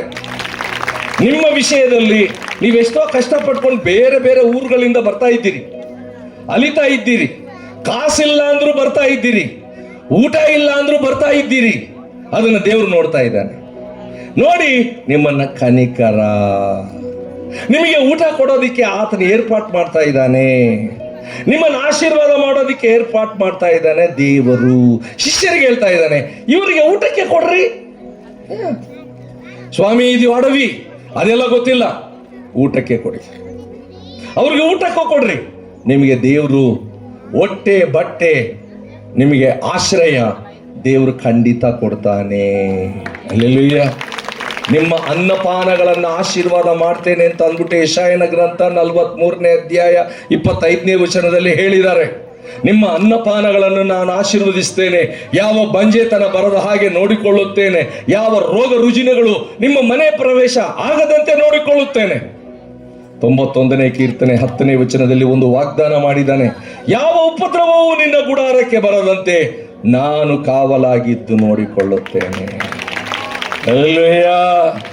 ನೋಡ್ರಿ, ಯೇಸು ಸ್ವಾಮಿಯ ಕನಿಕರ ನಮ್ಮ ಮೇಲೆ ಎಷ್ಟು ಇದೆ. ಆತನ ಕನಿಕರದ ತಂದೆ. ಹಾಗಾದ್ರೆ ನನ್ನ ವಿಷಯದಲ್ಲಿ ಆತನು ಚಿಂತಿಸುತ್ತಿದ್ದಾನೆ. ನಾವು ಒಂದು ವೇಳೆ ಮೊದಲನೇ ಪೇತ್ರನ ಪತ್ರಿಕೆ 5ನೇ ಅಧ್ಯಾಯ 6ನೇ ವಚನ, ನಿಮ್ಮ ವಿಷಯದಲ್ಲಿ ದೇವರು ಚಿಂತಿಸುತ್ತಾನೆ, ನಿಮ್ಮ ಚಿಂತಾಭಾರವನ್ನೆಲ್ಲ ಆತನ ಮೇಲೆ ಹಾಕಿರಿ. 37ನೇ ಅಧ್ಯಾಯ ಕೀರ್ತನೆ 5ನೇ ವಚನ, ಯಾವ ವಿಷಯವಾಗಿ ನೀವು ಚಿಂತೆ ಮಾಡಕ್ ಹೋಗ್ಬೇಡ್ರಿ. ಭೂ ಸಂಬಂಧವಾದವರ ವಿಷಯದಲ್ಲಿ ದೇವರೆಲ್ಲ ನೋಡ್ಕೊಳ್ತಾನೆ. ನಿಮ್ಮ ಚಿಂತೆಯನ್ನೆಲ್ಲ, ನಿಮ್ಮ ಭೂಯಾತ್ರೆಯ ಚಿಂತೆಯನ್ನು ಯೆಹೋವನಿಗೆ ವಹಿಸಿ ನಿಶ್ಚಿಂತೆಯಾಗಿರು, ಆತನೇ ಅದನ್ನ ನೋಡ್ಕೊಳ್ತಾನೆ. ನೀವು ಅದು ಮಾಡಬೇಕು, ಇದು ಮಾಡಬೇಕು, ಮದುವೆ ಮಾಡಬೇಕು, ದುಡ್ಡಿಲ್ಲ, ಓದಿಸ್ಬೇಕು, ಅದಿಲ್ಲ ಇದಿಲ್ಲ ಇಲ್ಲ ಅನ್ನುವಂಥದ್ದೇ ಯೇಸು ಸ್ವಾಮಿ ಹತ್ರ ಇಲ್ಲ. ಎಲ್ಲ ಇದೆ. ಕರೆಕ್ಟಾ? ನಿಮಗೆ ಬೇಕಾದಾಗ ಕೊಡ್ತಾನೆ ಅಷ್ಟೇ. ನಿಮಗೆ ಎಷ್ಟು ಬೇಕೋ ಅಷ್ಟು ಕೊಡ್ತಾನೆ. ಉದಾಹರಣೆಗೆ ಒಂದು ತಂದೆ ಕೋಟ್ಯಾಧೀಶ್ವರ ಅನ್ಕೊಳ್ಳಿ, ಬ್ಯಾಂಕ್ನಲ್ಲಿದೆ ಕೋಟಿಗಟ್ಟಲೆ ದುಡ್ಡು. ಮಕ್ಕಳಿಗೆ ಕೇಳಿದ ತಕ್ಷಣ ಸಣ್ಣ ಮಗು, ಆ ಸಣ್ಣ ಮಗುವಿಗೆ ಅಪ್ಪ ನನಗೆ 1,00,000 ರೂಪಾಯಿ ಕೊಡಪ್ಪ ಅಂದ್ರೆ ಕೊಡಕ್ಕಾಗುತ್ತಾ? ಅವ್ರ ತಂದೆ ಕೊಡ್ತಾನೆ? 1,00,000 ರೂಪಾಯಿ ಏನಕ್ಕೆ? ನೀನೇನಿದ್ರು ಬಿಸ್ಕೆಟ್ ಏನ ಪೆಪರ್ಮೆಂಟು ತಿನ್ನೋಳು, ತಗೋ 10 ರೂಪಾಯಿ ಹಾಗತ್ಲಾಗೆ ಅಂತಾರೆ. ಅವ್ರ ಅಪ್ಪನ ಹತ್ರ ಕೋಟಿ ಇದೆ, ಕೊಡಲ್ಲ. ಅದೇ ಆ ಹುಡುಗಿ ದೊಡ್ಡವಳಾದ ಮೇಲೆ ಅಪ್ಪ ನನಗೆ ಬಿಸ್ನೆಸ್ ಮಾಡಬೇಕು, 1,00,000 ರೂಪಾಯಿ ಕೊಡು ಅಂದರೆ, 1,00,000 ಯಾಕೆ ಮಗಳೇ, 10 ಲಕ್ಷ ಕೊಡ್ತೀನಿ ಪಕ್ಕ. ಅನ್ನಿ. ಯಾಕೆ? ಅವಳು ಬೆಳೆದಿದ್ದಾಳೆ. ನೀವು ಕೂಡ ಬೆಳಿಬೇಕು. ಆತ್ಮಿಕ ವಿಷಯದಲ್ಲಿ ಬೆಳೀತಾ ಇದ್ರೆ ನಿಮಗೂ ಕೂಡ ದೇವರು ಯಥೇಚ್ಛವಾಗಿ ಕೊಡ್ತಾನೆ. ಒಡೆಯರಿ ಚಪ್ಪಾಳೆ. ನಿಮ್ಮ ವಿಷಯದಲ್ಲಿ ದೇವರಿಗೆ ಕನಿಕರ ಇದೆ. ಕನಿಕರದಿಂದ ಬೇಡಿಕೊಳ್ಳುವುದೇನೆಂದರೆ, ಈಗ ಎರಡನೇದು, ನಿಮ್ಮ ದೇಹಗಳನ್ನ ದೇವರಿಗೆ ಮೀಸಲಾಗಿಡ್ರಿ. ಇದು ಎರಡನೇದು. ಇದು ಒಂದು ಕರುಣೆ, ಎರಡು ಮೀಸಲು. ಮೀಸಲು ಅಂದ್ರೆ ಏನು? ಮೀಸಲು ಅಂದ್ರೆ ಸಪರೇಟ್ ಆಗಿರ್ಬೇಕು. ಮೀಸಲು ಕ್ಷೇತ್ರ ಅಂತ ಕೆಲವು ಎಲೆಕ್ಷನ್ ಟೈಮ್ನಲ್ಲಿ ಇರ್ತಾರೆ, ಕರೆಕ್ಟಾ? ಅದು ಹೆಣ್ಣು ಮಕ್ಕಳಿಗೆ ಮೀಸಲು ಅಂತ ಇರುತ್ತೆ, ಅಥವಾ ಕೆಲವ್ರಿಗೆ ಬೇರೆ ಬೇರೆ ಕಮ್ಯುನಿಟೀಸ್ಗೆ ಇರುತ್ತೆ. ಹಾಗೆಯೇ ದೇವರು ಕೇಳ್ತಾ ಇದ್ದಾನೆ, ನಿಮ್ಮ ದೇಹ ಮೀಸಲಾಗಿ ನನಗಿಡ್ರಿ. ಈ ದೇಹ ದೇವರಿಂದ ನಮಗೆ ಬಂದಿದೆ. ಆದಿಕಾಂಡ 2ನೇ ಅಧ್ಯಾಯ 7ನೇ ವಚನ. ಯೆಹೋವ ದೇವರು ನೆಲದ ಮಣ್ಣಿನಿಂದ ಅವನು ತನ್ನ ರೂಪದಲ್ಲಿ ಮನುಷ್ಯನ ಆಕೃತಿಯನ್ನು ಮಾಡಿ ಅದಕ್ಕೆ ಜೀವ ಇಲ್ಲದೆ ಇರುವಾಗ ತನ್ನ ಉಸಿರನ್ನು, ಏನಿದು ಕೊಯ್ಯಿ ಅಂತಾರೆ, ಬೇಡಪ್ಪ ಮುಟ್ಕೊಳ್ಳೋದು ಬೇಡ, ಪವರ್ ಜಾಸ್ತಿ ಇದೆ, ಒಳ್ಳೇದು. ಯಾಕಂದ್ರೆ ತನ್ನ ಉಸಿರನ್ನು ಊದಿದನು, ಆಗ ನಾವು ಜೀವಿಸುವಂಥವರಾಗಿದ್ದೀವಿ. ಹಾಗಾದ್ರೆ ನಿಮಗೆ ಕೊಟ್ಟಿರುವಂಥ ಹಾರ್ಟ್ ಯಾರ್ದು? ಕಿಡ್ನಿ, ಲಂಗ್ಸ್, ಹೊಟ್ಟೆ ಕರುಳು, ನಿಮ್ಮ ತಲೆ ಎಲ್ಲ ದೇವರು. ರೋಮಪತ್ರಿಕೆ 6ನೇ ಅಧ್ಯಾಯ 12ನೇ ವಚನದಲ್ಲಿ ದೇವರು ಹೇಗೆ ಹೇಳ್ತಾನೆ, ಸಾಯತಕ್ಕ ನಿಮ್ಮ ದೇಹದ ಮೇಲೆ ಪಾಪವನ್ನು ಆಳಗೊಳಿಸಬೇಡ್ರಿ. ನಿಮ್ಮ ದೇಹದ ಮೇಲೆ ಪಾಪ ಇರಬಾರ್ದು. ಸೈತಾನು ಬಂದು ನಿಮ್ಮನ್ನು ಇವನು ಪಾಪ ಮಾಡಿದ್ದಾನೆ ಅಂತ ದೇವರ ಹತ್ರ ಹೇಳ್ಬಾರ್ದು. ನಿಂದಾರಹಿತರಾಗಿರ್ರಿ. ನಿಮ್ಮ ಮೇಲೆ ನಿಂದೆಗಳನ್ನು ಹೊರಿಸ್ಕೊಳಕ್ ಹೋಗ್ಬೇಡ್ರಿ. ಬ್ಲೇಮ್ಲೆಸ್ ಆಗಿರ್ರಿ. ಏನಾದ್ರೂ ಇದ್ರೆ ಅವಾಗಲೇ ಒರೆಸ್ಕೊಂಡ್ಬಿಡ್ರಿ. ಉದಾಹರಣೆಗೆ ಒಳ್ಳೆ ಬಟ್ಟೆ ಹಾಕೊಂಡು ಬರ್ತಾ ಇರ್ತೀವಪ್ಪ, ಬರೋವಾಗ ನಮಗೇನೋ ಗಲೀಜ್ ಬಂದು ಅಂಟ್ತು ಅಂದ್ಕೊಳ್ಳಿ. ಅಂಟಿದ್ರೆ ನಾವು ಹಂಗೆ ಬರ್ತೀವ? ಏನ್ ಮಾಡ್ತೀವಿ? ನಾನೊಂದು ಸಲ ಒಬ್ಬ ದೇವರ ಸೇವಕರನ್ನ, ಬಹಳ ದೊಡ್ಡ ಸೇವಕರನ್ನ ನೋಡೋದಿಕ್ಕೆ ಬಿಳಿ ಬಟ್ಟೆ ಹಾಕೊಂಡು ಹೋಗಿದ್ದೀನಿ. ಪ್ಯಾಂಟು ಬಿಳಿ, ಶರ್ಟು ಬಿಳಿ. ಹೋಗುವಾಗ ಬಸ್ ಹತ್ರ, ಅವ್ರ ಮನೆಗೆ ಹೋಗ್ಬೇಕು ಅಂದ್ರೆ ಬಸ್ ಹತ್ರ ಕಾಯ್ತಾ ಇದ್ದೀನಿ, ಬಸ್ ಬರಲೇ ಇಲ್ಲ. ಆಮೇಲೆ ಬಸ್ ಬಂತು. ನಾನು ಅಷ್ಟೋ ತನಕ ನನ್ನ ಪ್ಯಾಂಟು ಶರ್ಟು ಭಾಳ ಚೆನ್ನಾಗಿ ಇಟ್ಕೊಂಡಿದ್ದೀನಿ. ಯಾಕೆ? ಬೆಳ್ಳಗಿರ್ಬೇಕು ಅಂತ. ಕಚಡ ಆಗ್ಬಿಟ್ಟು ಹೋಗ್ಬಾರ್ದು ಅವ್ರ ದೇವ್ರ ಸೇವಕರು ನೋಡಕ್ಕೆ. ಹಿಂಗೆ ಇಟ್ಕೊಂಡೇ ಇದ್ದೆ. ಬಸ್ ಬಂತಲ್ಲ ಅಂತ ಅಂದ್ಬಿಟ್ಟು ಅವಸರವಾಗಿ ಹೋಗಿ ಬಸ್ ಕ್ಯಾಚ್ ಮಾಡೋಕೆ ಹೋದೆ. ನನ್ನ ಹಿಂದೆ ಎಮ್ಮೆ ಇದ್ದಿದ್ದು ಗೊತ್ತಿಲ್ಲ. ಆ ಎಮ್ಮೆ ಸಗಣಿ ಹಾಕಿ, ಸಗಣಿ ಒಳಗಡೆ ಅದ್ರ ಬಾಲ ಎಲ್ಲ ತಿರುಗಿಸಿ, ನಾನು ಯಾವಾಗ ಬಸ್ ಹತ್ತಕ್ಕೆ ಹೋಗ್ತೀನೋ ಅದು ಎದ್ದು ಬಿಡ್ತು. ಎದ್ದಿದ ತಕ್ಷಣ ಅದ್ರ ಬಾಲ ರಪ್ಪ ಅಂತ ಹೊಡಿತು. ನಾನು ಹಿಂದ್ಗಡೆ ಶರ್ಟ್ ಪೂರ್ತಿ ಹಂಗೇ. ಅಪ್ಪ, ಇಷ್ಟೊತ್ತು ಕಾಪಾಡ್ಕೊಂಡಿದ್ದೆ ದೇವರೇ ಅಂತ ಹೇಳಿ ಬಸ್ ಇಳಿದು ಅಲ್ಲೇ ಒಂದು ಬೋರ್ವೆಲ್ ಇದ್ರೆ, ಅದು ಆಸ್ಪತ್ರೆ ಹತ್ರ ಬೋರ್ವೆಲ್ ಇತ್ತು, ಅಲ್ಲಿ ಹೋಗಿ ಶರ್ಟ್ ಬಿಚ್ಚಿ ಎಷ್ಟು ತೊಳೆದ್ರೂ ಹೋಗ್ಲಿಲ್ಲ ಅದು. ಆದ್ರೂ ಕೂಡ ಒಬ್ಬ ಮನುಷ್ಯನಿಗೆ ನೋಡಿ, ಆ ದೇಹಕ್ಕೆ ಅಂಟ್ಕೊಳ್ಬಾರ್ದು, ಈ ಬಟ್ಟೆಗೆ ಅಂಟ್ಕೊಳ್ಬಾರ್ದು, ದೇಹಕ್ಕೂ ಪಾಪ ಅಂಟ್ಕೊಳ್ಬಾರ್ದು. ಶುಚಿಯಾಗಿರಬೇಕು, ಮೀಸಲಾಗಿರ್ರಿ. ನೀವು, ನಿಮ್ಮ ದೇಹ ನಿಮ್ಮದಲ್ಲ. ನಾವು 1ನೇ ಕೊರಿಂಥ ನಿನ್ನೆ ಹೇಳಿದೆ 6ನೇ ಅಧ್ಯಾಯ 19-20 ವಚನಗಳಲ್ಲಿ, ನಿಮ್ಮ ದೇಹ ನಿಮ್ಮದಲ್ಲ, ಅದು ಯೇಸು ಸ್ವಾಮಿ ತನ್ನ ರಕ್ತದಿಂದ ಕೊಂಡುಕೊಂಡಿರುವಂತ ದೇಹ. ಮಲಿನತ್ವ ಇರಬಾರದು ನಿಮ್ಮ ಮೇಲೆ, ಒಂದು ವೇಳೆ ನಿಮಗೆ ಗಲೀಜು ಏನಾದ್ರೂ ಆದ್ರೆ ದೇವ್ರು ನೋಡೋದಕ್ಕೆ ಇಷ್ಟಪಡಲ್ಲ. ಒಂದು ವೇಳೆ ಸಣ್ಣ ಕೂಸು ಆಡ್ತಾ ಆಡ್ತಾ ಆಡ್ತಾ ಗಬ್ಬು ಗಲೀಜು ಏನಾದ್ರೂ ಅಂಟಿಸ್ಕೊಂಡ್ರೆ ಅಮ್ಮ ಇಷ್ಟಪಡ್ತಾರ? ಇಮಿಡಿಯೇಟ್ ಆಗಿ ತಗೊಂಡೋಗ್ಬಿಟ್ಟು ನೀರಿನಲ್ಲಿ ಅದನ್ನು ಸೋಪ್ ಆಗಿ ತೊಳೆದು ಶುದ್ಧ ಮಾಡಿ ಒಳಗಡೆ ತಂದು ಟವಲಿಂದ ಒರೆಸಿ ಜಾನ್ಸನ್ ಅಂಡ್ ಜಾನ್ಸನ್ ಪೌಡ್ರ್ ಹಾಕಿ, ಕರೆಕ್ಟಾ, ಅದೆಲ್ಲ ಹಾಕಿ ನಾನು ಮುದ್ದು ಕಂದ. ಹಾಗೆ ನಿಮಗಿರುವಂಥ ಗಲೀಜು ಯೇಸು ಸ್ವಾಮಿ ಒರೆಸೋದಕ್ಕೆ ರೆಡಿ ಇದ್ದಾನೆ. ಆತನ ಪವಿತ್ರ ರಕ್ತದಲ್ಲಿ ತೊಳ್ಕೊಳ್ರಿ. ಮೊದಲನೇದ ತಿಳ್ಕೊಳ್ಳಿ, ಎರಡನೇ ಆಗಿ ತೊಳ್ಕೊಳ್ಳಿ. ಒಂದು ತಿಳ್ಕ ತೊಳ್ಕೊ, ಆಗ ಶುದ್ಧನಾಗ್ತೀಯ. ಸೊ ನಿಮ್ಮ ದೇಹ ದೇವರಿಗೆ ಮೀಸಲಾಗಿಡ್ರಿ. ಪಾಪ ಇರಬಾರ್ದು. ಈ ದೇಹದಲ್ಲಿ ಕಣ್ಣುಗಳಿರುತ್ತೆ, ಪಾಪದ ಕಣ್ಣಿರಬಾರ್ದು. ಈ ನಾಲಿಗೆ ಇರುತ್ತೆ, ಕೆಟ್ಟ ನಾಲಿಗೆ ಇರಬಾರ್ದು. ಹಾರ್ಟ್ ಇರುತ್ತೆ, ಅದು ಏನದು ಗಲೀಜ್ ಹಾರ್ಟ್ ಇರಬಾರ್ದು, ಏನೇನೋ ಬಯಸಬಾರ್ದು. ಮೂರನೇದಾಗಿ ಮೀಸಲಾಗಿ ಮತ್ತು ಮೆಚ್ಚುಗೆಯಾಗಿ, ಇದು ಮೂರನೇದು, ಮೆಚ್ಚುಗೆ ಇರಬೇಕು. Acceptable to God, separate from world, ಅಂದ್ರೆ ಪ್ರಪಂಚದಿಂದ ನೀವು ಪ್ರತ್ಯೇಕವಾಗಿರ್ರಿ. ಎರಡನೇದು, ಮತ್ತು ನಿಮ್ಮ ದೇಹ ದೇವರಿಗೆ ಮೆಚ್ಚುಗೆಯಾಗಿರಬೇಕು. ಇದನ್ನು ನೀವು ಈ ದಿನ ನಾನು ಹೆಚ್ಚು ಹೇಳಲ್ಲ, ನೀವು ಧ್ಯಾನ ಮಾಡಿ. ದೇವರು ನಿಮ್ಮನ್ನು ನೋಡಿ ಮೆಚ್ಕೊಳ್ಬೇಕು. ಇದು ನನ್ನ ಮಗು, ಇದು ನನ್ನ ಮಗನು, ಇದು ನನ್ನ ಮಗಳು, ಎಷ್ಟು ಚಂದ, ಎಷ್ಟು ಆನಂದ. ನಿಮ್ಮನ್ನು ನೋಡಿ ದೇವರು ಮೆಚ್ಚಿದರೆ, ದೇವರು ಒಬ್ಬನ ನಡತೆಯನ್ನು ಮೆಚ್ಚಿದರೆ ಶತ್ರುಗಳೇ ಇರಲ್ವಂತೆ. ಜ್ಞಾನೋಕ್ತಿಗಳ ಪುಸ್ತಕ 16ನೇ ಅಧ್ಯಾಯ 7ನೇ ವಚನ ಓದ್ರಿ. ದೇವರು ಒಬ್ಬನ ನಡತೆಯನ್ನು ಮೆಚ್ಚಿದರೆ, ಓದ್ತೀರಾ? ಯೆಹೋವನು ಒಬ್ಬನ ನಡತೆಗೆ ಮೆಚ್ಚಿದರೆ ಅವನ ಶತ್ರುಗಳನ್ನು ಮಿತ್ರರನ್ನಾಗಿ ಮಾಡುವನು. ಶತ್ರುಗಳು ಕೂಡ ಮಿತ್ರರಾಗ್ತಾರೆ. ಶತ್ರುಗಳು ಯಾರು ನಮಗೆ? ಶತ್ರುಗಳು ನಮಗೆ ಯಾರು? ಶತ್ರುಗಳು ಅಂತ ಅಂದ್ರೆ ನೀವು ಅನ್ಕೊಂಡ ಹಾಗೆ ಅಕ್ಕಪಕ್ಕದವರು ಮನೆಯ ಜಗಳ ಆಡಿರೋರಲ್ಲ ಶತ್ರುಗಳು. ಅಣ್ಣ ತಮ್ಮಂದ್ರು ಶತ್ರುಗಳಲ್ಲ, ಬೇರೆ ಯಾರೂ ಅಲ್ಲ.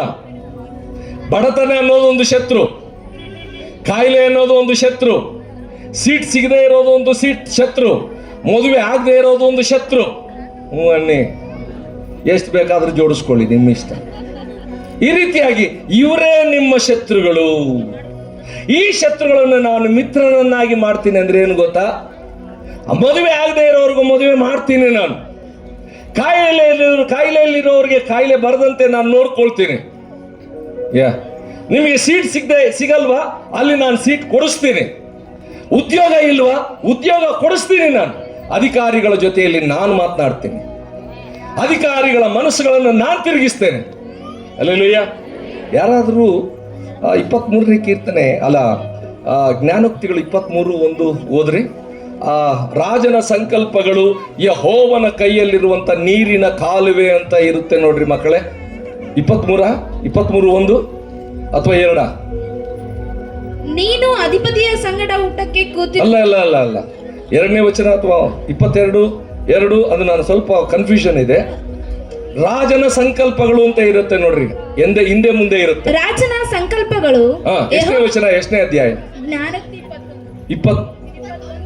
21:1 ಓದು ಮಗಳ. ರಾಜನ ಸಂಕಲ್ಪಗಳು ಯೆಹೋವನ ಕೈಯಲ್ಲಿ ನೀರಿನ ಕಾಲುವೆಗಳಂತಿದೆ. ತನಗೆ ಬೇಕಾದ ಕಡೆಗೆ ತಿರುಗಿಸುತ್ತಾನೆ. ಹೆಂಗ್ ಬೇಕಾದ್ರೂ ತಿರುಗಿಸ್ತಾನೆ. ಹೊಡೆಯಿರಿ ಚಪ್ಪಾಳೆ. ಮಂತ್ರಿಗಳು, ಮಹಾಮಂತ್ರಿಗಳು, ಪ್ರೆಸಿಡೆಂಟು ಅಥವಾ ಪ್ರಧಾನಮಂತ್ರಿಗಳು ಅಥವಾ ನಮ್ಮ ಮುಖ್ಯಮಂತ್ರಿ, ಮಾನ್ಯ ಮುಖ್ಯಮಂತ್ರಿಗಳಾಗಿರುವಂತೆ ಹೆಣ್ಣು ಮಕ್ಕಳ ಪ್ರೀತಿ ಪಾತ್ರರಾದ ಅಣ್ಣ ಒಂದ್ಸಲ ಯಾರೋ ಹತ್ತಕ್ಕೆ ಹೋಗ್ಬಿಟ್ಟು ಸೀಟ್ ಮೇಲೆ ಕೂತ್ಕೊಂಡ್ರು. ಎದಳಪ್ಪ ಕತೆ ಅಂತ ಅಂದ್ರು. ಹೆಣ್ಣು ಮಗಳು ಬಂದ್ಲು. ಏನಮ್ಮ, ನಾವು ದುಡ್ಡು ಕೊಡ್ತೀವಿ. ನಮ್ಮ ಅಣ್ಣ ಪುಕ್ಸಾಟೆ ಬಸ್ ಕೊಟ್ಟವನೇ, ಎದಳತ್ಲಾಗೆ. ಹೆಣ್ಣು ಮಕ್ಕಳ ಅಣ್ಣ ಅವರು ಯಾರು? ಸಿದ್ದರಾಮಯ್ಯ. ಅವರು ಕೂಡ ಸಿಗ್ನೇಚರ್ ಆಗಬೇಕು ಅಂದ್ರೆ ಅಲ್ಲಿಂದ ಅಪ್ಪಣೆ ಬರಬೇಕು. ಹಾಕಪ್ಪ ಅಂದ್ರೆ ಆಗ್ತಾರೆ. ಅವ್ರ ಅಪ್ಪಣೆ ಇಲ್ಲದೆ ಯಾರು ಏನು ಮಾಡೋಕ್ಕಾಗಲ್ಲ. ಆತನ ಅಪ್ಪಣೆ ಎಲ್ರಿಗೂ. ರಾಜನ ಸಂಕಲ್ಪಗಳು ಯೆಹೋವನ ಕೈಯಲ್ಲಿರುವಂತ ನೀರಿನ ಕಾಲುವೆಗಳು. ತನಗೆ ಬೇಕಾದ ಕಡೆಗೆ ತಿರುಗಿಸ್ತಾನೆ, ಯಾರಿಗೆ ಬೇಕೋ ಅವ್ರಿಗೆ ಸಹಾಯ ಮಾಡ್ತಾನೆ. ಎಸ್. ಹಾಗಾದ್ರೆ ಆತನಿಗೆ ನಾವೇನಿರಬೇಕು? ಮೂರನೇದಾಗಿ ಒಂದು ಕನಿಕರ, 2 ಮೆಚ್ಚುಗೆ, 2 ಮೀಸಲು, 3 ಮೆಚ್ಚುಗೆ. ನಮ್ಮನ್ನು ಮೆಚ್ಚಿಕೊಳ್ಳುವಂತಹ ದೇವರಾದರೆ ನಮ್ಮ ಶತ್ರುಗಳು ಯಾರ್ಯಾರಿದ್ದಾರೆ ಅವ್ರು ಎಲ್ಲರೂ ಮಿತ್ರರಾಗ್ತಾರೆ ನಮಗೆ. ಕರೆಕ್ಟಾ? ಮತ್ತು 4ನೇದು ಸಜೀವ ಯಜ್ಞ, ಲಿವಿಂಗ್ ಸ್ಯಾಕ್ರಿಫೈಸ್. ಅದರ ಅರ್ಥ ಏನು ಗೊತ್ತಾ? ನೀವು ಬದುಕಿರೋ ಹಾಗೇನೇನೆ ನೀವು ದೇವರಿಗೋಸ್ಕರವಾಗಿ, ನೀವು ಅಂದ್ರೆ ಲೋಕಕ್ಕೋಸ್ಕರ ಸಾಯ್ಬೇಕು, ದೇವರಿಗೋಸ್ಕರ ಬದುಕಬೇಕು. ಲಿವಿಂಗ್ ಸ್ಯಾಕ್ರಿಫೈಸ್, ಸಜೀವ ಯಜ್ಞ ಅಂದ್ರೆ ಜೀವಂತವಾಗಿಯೇ ಇದ್ದೀರಿ, ಆದ್ರೆ ನೀವು ಸತ್ತೋಗಿದ್ದೀರಿ. ಇನ್ನು ಜೀವಿಸುವವನು ನಾನಲ್ಲ, ಕ್ರಿಸ್ತನು ನನ್ನೊಳಗೆ ಜೀವಿಸ್ತಾ ಇದ್ದಾನೆ. ಆ ಭಾವನೆ ನಿಮ್ಮ ಹತ್ರ ಇದ್ರೆ ನೀವೇ ನಿಜವಾದಂತ ಕ್ರೈಸ್ತರು, ನೀವೇ ನಿಜವಾದಂತ ಉಪ್ಪು, ನೀವೇ ನಿಜವಾದ ಬೆಳಕು, ನೀವೇ ದೇವರಿಗೆ ಮಕ್ಕಳು. ಲೋಕಕ್ಕೋಸ್ಕರವಾಗಿ ಬದುಕಬೇಡಿ, ಕ್ರಿಸ್ತನಿಗೋಸ್ಕರ ಬದುಕ್ರಿ. Living sacrifice. ನಿಮಗೆ ಎಷ್ಟೋ ಆಶಾಪಾಶಗಳಿರುತ್ತೆ. ಈ ಪ್ರಪಂಚದಲ್ಲಿರುವಂಥ ಸ್ಟೈಲ್ಗಳನ್ನ ನೋಡಿ ನಾನು ಹಂಗೆ ಇರಬೇಕು ಅನ್ನಿಸ್ತದೆ, ಆದರೆ ನೀವು ಪ್ರಪಂಚದವರಲ್ಲ, ನೀವು ಪರಲೋಕ ಸಂಸ್ಥಾನದವರು. ಫಿಲಿಪ್ಪಿದವರಿಗೆ ಬರೆದ ಪತ್ರಿಕೆ 3ನೇ ಅಧ್ಯಾಯ 19ನೇ ವಚನ ಕೊನೆಯ ಭಾಗದಲ್ಲಿ, ನೀವು ಪರಲೋಕ ಸಂಬಂಧದವರು, ನೀವು ಈ ಲೋಕದವರಲ್ಲ. ಆದುದರಿಂದ ಈ ಲೋಕದವರ ಹಾಗೆ ಟ್ಯಾಟೋ ಹಾಕ್ಸ್ಕೊಳ್ಳೋದು ಮೈ ಮೇಲೆ, ಕರೆಕ್ಟಾ? ಹ್ಞೂ ಅನ್ರಿ. ಟ್ಯಾಟೋ ಅಂದ್ರೆ ಏನು? ಅಚ್ಚೆ ಹಾಕ್ಸ್ಕೊಳ್ಳೋದು. ಯೇಸು ಸ್ವಾಮಿ ನಂಬೋದಕ್ಕಿಂತ ಮುಂಚೆ ಹಾಕಿಸ್ಕೊಂಡ್ರೆ ಅದೇನು ದೇವರು ತಪ್ಪು ಅಂತ ಮಾಡಲ್ಲ. ಯಾಕೆ ಅಂತಂದ್ರೆ ಗೊತ್ತಿರಲಿಲ್ಲ, ಹಾಕ್ಸ್ಕೊಂಡಿದ್ದೀರ, ಹೋಗ್ಲಿ ಬಿಡಿ, ಅದನ್ನ ದೇವರು ಮರ್ತು ಬಿಡ್ತಾನೆ. ಆದ್ರೆ ಯೇಸು ಸ್ವಾಮಿನ ನಂಬಿ ಹೋಗಿ ಮೈಯೆಲ್ಲ ಟ್ಯಾಟೋ ಹಾಕ್ಸ್ಕೊಂತಾರೆ ಅವರು. ನಾನು ಹಾಕ್ಸ್ಕೊಂತೀನಿ ಅಂತ ಅಂದ್ಬಿಟ್ಟು ಮೈಯಲ್ಲಿ ಜಾಗನೇ ಇರಲ್ಲಪ್ಪ ಕೆಲವರಿಗೆ, ಕರೆಕ್ಟಾ? ದೇವ್ರು ಕೊಟ್ಟಿರುವಂಥ ಬೆಳ್ಳಿಗಿರೋ ಮೈ ಕರ್ರಗೆ ಮಾಡ್ಕೊತಾರೆ. ಹಾವುಗಳು, ಚೇಳುಗಳು, ಕಪ್ಪೆಗಳು, ಗೂಬೆಗಳು ಮೈ ಮೇಲೆ. ನಿಜ ಕಾರಣ ನೀನು ನೋಡಿಲ್ವಾ? ಸಿಕ್ಕಾಪಟ್ಟೆ ಅವೇ ಹಾಕ್ಸ್ಕೊಳ್ತಾರೆ. ಅದರದ ಅರ್ಥ ಏನು ಗೊತ್ತಾ? ಅದು ಸೈತಾನನಿಗೆ ಸಂಬಂಧಪಟ್ಟಿರೋದು ಅಂತ ಅದರ ಅರ್ಥ. ದಯವಿಟ್ಟು ಅಚ್ಚೆಗಳನ್ನು ಹಾಕ್ಸ್ಕೊಳಕ್ ಹೋಗ್ಬೇಡ್ರಿ. ಮತ್ತು ಆತ ಹೇಳ್ತಾನೆ, ನಿಮ್ಮ ದೇಹ ದೇವರಿಗೆ ಪರಿಶುದ್ಧವಾಗಿರುವಂಥದ್ದು ಆಗಿರುವುದರಿಂದ ನೀವು ಆತನಿಗೆ ಮೀಸಲಾಗಿ, ಮೆಚ್ಚುಗೆಯಾಗಿ ಮತ್ತು ಸಜೀವ ಯಜ್ಞವಾಗಿ ಇರಬೇಕು. ಮತ್ತು ನಿಮ್ಗೆ ಎಷ್ಟೇ ಆಸೆಗಳಿದ್ರೂ ಕೂಡ ಆಸೆಗಳನ್ನೆಲ್ಲ ಯೇಸು ಸ್ವಾಮಿನೇ ಆಸೆ, ಬೇರೇನು ಆಸೆ ಇಲ್ಲ ಯೇಸು ರಾಜ, ನಿನ್ನ ಹೊರತು.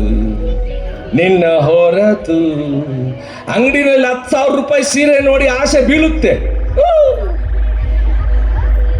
ಬೇರೇನು ಆಸೆ ಇಲ್ಲ ಯೇಸು ರಾಜ, 10,000 ಬೇಡ, 1,000 ರೂಪಾಯಿ ಸಾಕು. ನಿಮಗೆ ಒಳ್ಳೆ ಒಳ್ಳೆ ಗಾಡಿಗಳು ಇಷ್ಟ ಆಗುತ್ತೆ, ಬೇರೇನು ಆಸೆ ಇಲ್ಲ. ನೀವು ಹೇಳ್ಬೇಕು, ನಿಮಗೆ ದೇವರೇ ಆಸೆ ಆಗಿರ್ಬೇಕು, ಅದು ದೇವರು ಮೆಚ್ಚುತ್ತಾನೆ. ಮೀಸಲಾಗಿರುವಂಥದ್ದು ಅದು. ನಿಮ್ಮ ಮನಸ್ಸಿನಲ್ಲಿ ಸೆಲ್ಫ್ ಕಂಟ್ರೋಲ್ ಇರಬೇಕು. ಅಂದ್ರೆ ಬೇಕು ಅಂದಾಗ ಸ್ವಿಚ್ ಆನ್ ಮಾಡಿ. ಇವಾಗ ನೋಡಿ, ಇಲ್ಲೇ ಇದೆ, ಇದು ನನಗೆ ಇವಾಗ ಬೇಕು, ಸೌಂಡ್ ಬರ್ತಾ ಇದೆ, ಬೇಡ,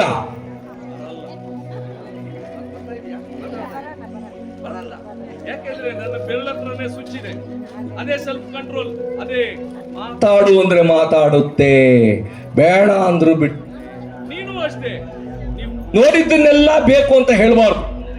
ನಿನ್ನ ಮನಸ್ಸಿನಲ್ಲೇ ಹೇಳ್ಕೊಳ್ಬೇಕು, ನಾನು ಯೇಸುಸ್ವಾಮಿ ಮಗಳು, ನಾನು ಯೇಸುಸ್ವಾಮಿ ಮಗ, ನನಗೆ ಅದೆಲ್ಲ ಬೇಕಾಗಿಲ್ಲ. ಲೋಕ ಬೇಡ, ನನಗೆ ಯೇಸು ಬೇಕು. ನನ್ನೊಳಗೆ ಲೋಕ ಬರಬಾರ್ದು, ಯೇಸು ಬರಬೇಕು. ಎಲ್ಲೆಲ್ಲೂಯ್ಯ. ಇದು ಎಷ್ಟನೇದು? ಇದು 4ನೇದು. 5ನೇದು, ಇಹಲೋಕದ ನಡವಳಿಕೆಯನ್ನು ಅನುಸರಿಸಬೇಡ್ರಿ. ಲೋಕದವರೊಂದಿಗೆ ಇದ್ರೂ ಕೂಡ ನಾವು ಲೋಕದವರಲ್ಲ. ನಮಗೂ ಕೂಡ ನಾವು ಪರಲೋಕ ಸಂಸ್ಥಾನದವ್ರು ಈಗ ತಾನೇ ಹೇಳಿದೆ. ಹಾಗಾದ್ರೆ ನಾವು ಈ ಲೋಕಕ್ಕೆ ಅಂಟುಕೊಳ್ಳಕ್ ಹೋಗ್ಬಾರ್ದು. ಈ ಲೋಕಕ್ಕೆ ಅಂಟ್ಕೊಂಡ್ಬಿಟ್ರೆ ಯೇಸು ಸ್ವಾಮಿ ಬರುವಾಗ ನಾವು ಯೇಸು ಸ್ವಾಮಿ ಹತ್ರ ಹೋಗಲ್ಲ. ಬಿಡಲ್ಪಟ್ಟಿರುವಂತ 5 ಮಂದಿ ಆ ಬುದ್ಧಿ ಇಲ್ಲದ ಕನ್ನಿಕೆಯರ ಹಾಗೆ ನಾವು ಬಿಡಲ್ಪಡ್ತೇವೆ. ಲೋಕ ಮರ್ಯಾದೆ ಅನುಸರಿಸಬಾರದು. ಲೋಕದವ್ರು ಏನೇನೋ ಮಾಡ್ಕೊಳ್ತಾರೆ, ಮಾಡ್ಕೊಳ್ಳಿ, ಅದವ್ರ ಇಷ್ಟ. ನಿನ್ನೆ ದಿನ ನೋಡ್ರಿ, ಹೊಸ ವರ್ಷ ಅಂತ ಮಾಡಕ್ ಹೋದ್ರು, ನೀವೇನೋ ಎಷ್ಟು ಚೆನ್ನಾಗಿ ಕೂತ್ಕೊಂಡು ವಾಕ್ಯ ಕೇಳಿಸ್ಕೊಂಡ್ರಿ. ಕೆಲವರೆಲ್ಲ ಹೊಸ ವರ್ಷ ಅಂತ ಮಾಡ್ಕೊಳಕ್ ಹೋಗ್ಬಿಟ್ಟು ಒಡೆದಾಡ್ಕೊಂಡು ಬಡದಾಡ್ಕೊಂಡು ಕೊಲೆಗಳು ಮಾಡ್ಕೊಂಡಿದ್ದಾರೆ. ನೀವು ನ್ಯೂಸ್ನಲ್ಲಿ ನೋಡ್ರಿ, ನ್ಯೂಸ್ ಪೇಪರ್ನಲ್ಲಿ ಬಂದಿರುತ್ತೆ, ನೆನ್ನೆನೆ ಕೊಲೆಗಳಾಗಿದೆ, ಎಲ್ಲ ತಲೆಗಳು ಬಿದ್ದೋಗಿದೆ, ಎಷ್ಟೋ ಜನ ಆಕ್ಸಿಡೆಂಟ್ಗಳಾಗಿದ್ದಾವೆ. ಹಾಗಾದ್ರೆ ನೀವು ದೇವರ ಹತ್ರ ಇದ್ದೀರಿ. ಇದು 5ನೇದು ನಿಮಗೆ ಏನು ಹೇಳ್ತದೆ, ಇಹಲೋಕದ ಹಾಗೆ ನಡ್ಕೊಳಕ್ ಹೋಗ್ಬೇಡ್ರಿ. ಕಿರ್ಚಾಟ, ಕೂಗಾಟ, ವಾದು, ಇದು ದೊಂಬಿ ಏನೇನೋ ಮಾಡಕ್ ಹೋಗ್ಬೇಡ್ರಿ. ನೀವು ದೇವರ ಮಕ್ಕಳು, ದೇವರ ಹತ್ರಕ್ಕೆ ಹೋಗೋರು. 6ನೇದು ಏನು ಹೇಳ್ತಾ ಇದ್ದಾನೆ ಅಂದ್ರೆ, ನೂತನ ಮನಸ್ಸು ಹೊಂದಿಕೊಳ್ಳ್ರಿ. ನ್ಯೂನೆಸ್, ನೂತನ ಮನಸ್ಸು ನಿಮಗಿರಬೇಕು, ಹೊಸ ಮನಸ್ಸಿರ್ಬೇಕು. ಹೊಸ ವರ್ಷ ಪ್ರಾರಂಭ ಆಗಿದೆ, ಬರೀ ಕ್ಯಾಲೆಂಡರ್ ಮಾತ್ರ ಚೇಂಜ್ ಆಗಿದೆ ಅಷ್ಟೇ, ಆದರೆ ದಿನಗಳೆಲ್ಲ ಹಂಗೆ ಇದ್ದಾವೆ, ಯಾವುದೂ ಚೇಂಜ್ ಆಗಿಲ್ಲ. ನಾವು ಹಂಗಿರಬಾರ್ದು. ಹಲ್ಲೆಲೂಯಾ. ನಮ್ಮಲ್ಲಿ ಬದಲಾವಣೆ ಇರಬೇಕು. ನಮ್ಮ ಬದಲಾವಣೆ ಹೆಂಗಿರ್ಬೇಕು ಅಂದ್ರೆ, ನಡೆಯಲ್ಲಿ, ನುಡಿಯಲ್ಲಿ, ಮಾತಿನಲ್ಲಿ, ಶಬ್ದದಲ್ಲಿ, ಅಥವಾ ಜೀವನದಲ್ಲಿ, ಪರಿಶುದ್ಧತೆಯಲ್ಲಿ, ನಂಬಿಕೆಯಲ್ಲಿ ಬದಲಾವಣೆ ಇರಬೇಕು. ಬದಲಾವಣೆ ಇಲ್ಲದೆ ಜೀವನ ಮಾಡಕ್ಕೆ ಹೋಗ್ಬಾರ್ದು. ನಮಗೆ 2ನೇ ಕೊರಿಂಥದವರಿಗೆ ಬರೆದ ಪತ್ರಿಕೆ 13ನೇ ಅಧ್ಯಾಯ 5ನೇ ವಚನದಲ್ಲಿ ಒಂದು ಮಾತಿದೆ, ನೀವು ಕ್ರಿಸ್ತ ನಂಬಿಕೆಯಲ್ಲಿ ಇದ್ದೀರೋ ಇಲ್ಲವೋ ನಿಮ್ಮನ್ನು ನೀವೇ ನೋಡಿಕೊಂಡು ಪರೀಕ್ಷೆ ಮಾಡಿಕೊಳ್ಳ್ರಿ. ಒಂದ್ ವೇಳೆ ನೀವು ಕ್ರಿಸ್ತ ನಂಬಿಕೆಯಲ್ಲಿ ಇಲ್ಲ ಅಂತ ಅಂದ್ರೆ ಅಯೋಗ್ಯರೇ ನೀವು. ಮತ್ತೆ ಹೇಳ್ತೇನೆ, 2ನೇ ಕೊರಿಂಥದವರಿಗೆ ಬರೆದ ಪತ್ರಿಕೆ 5ನೇ ಅಧ್ಯಾಯ 17ನೇ ವಚನ, ಯಾವನಾದರೂ ಕ್ರಿಸ್ತನಲ್ಲಿದ್ದರೆ ಅವನು ನೂತನ ಸೃಷ್ಟಿ, ಹಳೇದೆಲ್ಲ ಹೋಯ್ತು. ಹಳೇದು ಚಾಡಿ ಹೇಳೋದು ಹೋಯ್ತು, ಅಥವಾ ಮೋಸ ಮಾಡೋದು ಹೋಯ್ತು, ಅಥವಾ ಬೈಯೋದು ಹೋಯ್ತು, ಎಲ್ಲ ಹೋಯ್ತು, ಹೊಸತನ ಬಂತು. ಹಲ್ಲೆಲೂಯಾ. ಹೊಸತನ ಬೇಕು ನಮಗೆ. ಹಾಗಾದ್ರೆ ನೀವು ಯಾಕೆಂದ್ರೆ ಪರಲೋಕಕ್ಕೆ ಸೇರಿದವರು.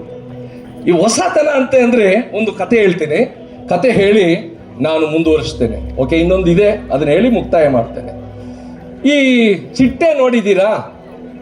ಚಿಟ್ಟೆ ನೋಡಿದ್ದೀರಲ್ಲ? ಅದು ಬಣ್ಣ ಬಣ್ಣ ಇರುತ್ತಲ್ಲ, ಅದು ನೋಡಿದ್ರೆ ನಮ್ಮದು ಎಲ್ರಿಗೂ ಆಸೆ ಆಗುತ್ತಲ್ಲ, ಮಕ್ಕಳೇ.